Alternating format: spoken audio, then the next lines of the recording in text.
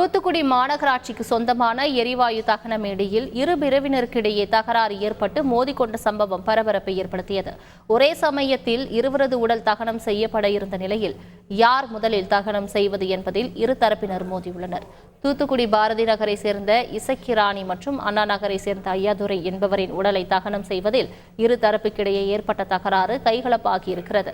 இதில் திடீரென சிலர் சாலை மறியலில் ஈடுபட முயன்ற நிலையில் அவர்களை போலீசார் அடித்து விரட்டியது பரபரப்பை மேலும் கூட்டியது.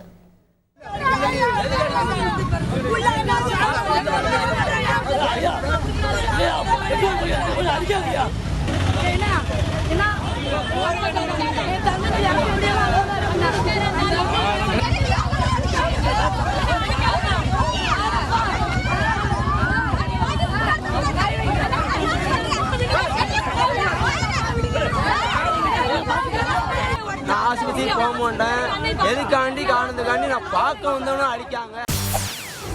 செய்திகளை உடனுக்குடன் தெரிந்து கொள்ள உடனே சப்ஸ்கிரைப் பண்ணுங்க.